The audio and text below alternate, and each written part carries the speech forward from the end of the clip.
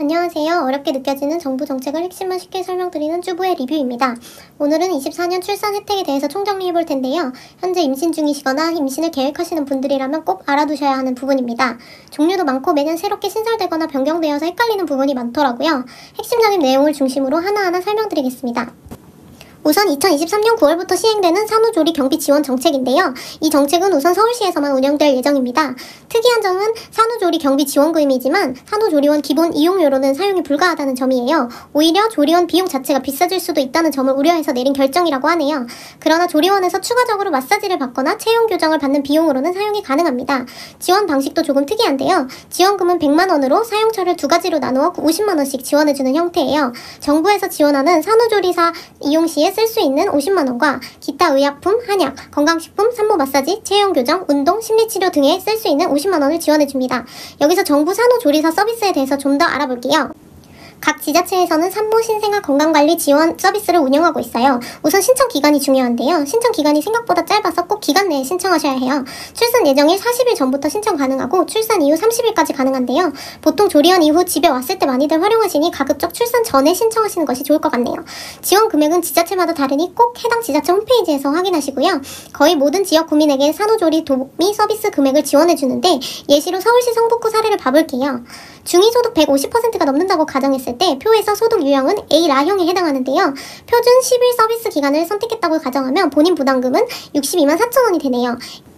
이때 개인 부담금의 90%를 50만원까지 산후조리 경비 지원금으로 사용 가능합니다. 사례를 통해 조금 이해가 되셨을까요?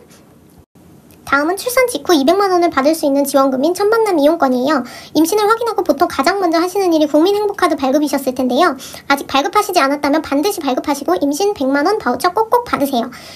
임신 바우처는 단점이 사용처가 한계가 있다는 점이에요. 거의 병원비로만 쓰고 있는데요. 첫만남 이용권은 사용 범위가 엄청 다양하다는 장점이 있어요. 심지어 산후조리원에서도 사용이 가능한 경우가 있고요. 산후조리원 외에도 육아용품 구입비 등으로도 활용할 수 있답니다. 22년부터 부모수당도 지급이 되는데요. 부모수당의 경우 23년 금액보다 24년에 더 많이 지급됩니다.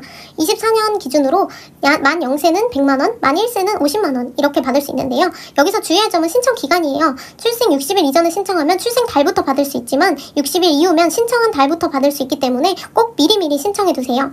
그리고 어린이집을 이용하는 아동의 경우 부모수당이 보육료를 제외한 금액으로 지급되니 이 점도 유의해주세요.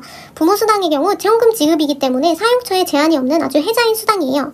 양육수당은 부모급여의 도입으로 22년 이후 출생 아동은 만 2세부터 지원되는 수당이에요. 즉 22년 이후 출생 아동의 경우 만 1세까지는 부모급여를, 만 2세부터 86개월까지는 양육수당을 받을 수 있어요. 그러나 가정에서 양육되는 영유아만 대상이므로 어린이집, 유치원, 종일제 아이돌봄 서비스를 이용하는 경우에는 받을 수 없는 수당입니다.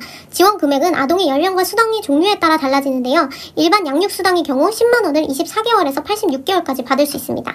양육수당이 가정에서 양육할 경우 지급되는 비용이라면 보육료 지원 사업은 어린이집을 이용하는 경우 지급되는 비용이에요. 대부분 만 2세 이후에는 어린이집을 활용하는 경우가 많으실 것 같은데요. 지원 단가는 기간, 아동의 나이, 어린이집 이용 시간에 따라 달라져요. 현재 홈페이지에 나와 있는 단가입니다. 그리고 보육료 지원금은 어린이집 이용 전 사전 신청을 꼭 하셔야 돼요. 보육료 신청일 기준으로 지원되기 때문에 꼭 기억하고 계세요. 그리고 가정에서 양육하시다가 어린이집 이용으로 전환하는 경우 15일 전에 신청하셔야 그 달부터 지원 가능하세요.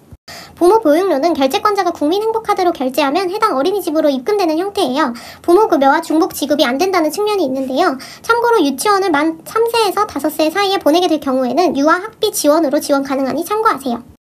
출생을 하고 나면 한전에서 하는 복지 중 정기료 감면이 있는데요. 금액은 크지 않지만 3년까지 지원 가능하니 모으면 쏠쏠한 혜택이에요. 신청 방법은 출생신고 시에 주민센터에서 함께 처리를 해주는데요. 혹시 모르니 출생신고 시에 정기료 감면도 자동 신청이 되었는지 확인해보는 게 좋을 것 같네요. 그리고 월별 전기세는 30%까지 지원을 해주되 최대 16,000원까지만 지원이 가능하답니다.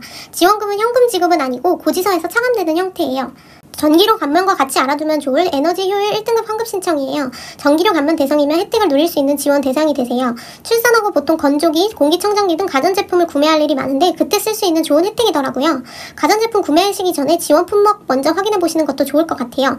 1등급이면 다 적용 가능한데 간혹 2, 3등급도 해당되는 것들이 있으니 홈페이지에서 지원 품목 확인하시기 바라고요. 지원금은 유형별로 상이한데 출산 가구의 경우에는 구매 비용의 10%를 환급해주고 가구당 30만원까지 지원 가능해요. 그런데 여기서 주의할 점은 예산 소진 시에만 신청이 가능하다는 점이에요. 그래서 늦게 신청하면 예산이 소진된 경우 받을 수 없다는 단점이 있으므로 최대한 빨리 신청하시는 것을 추천드립니다.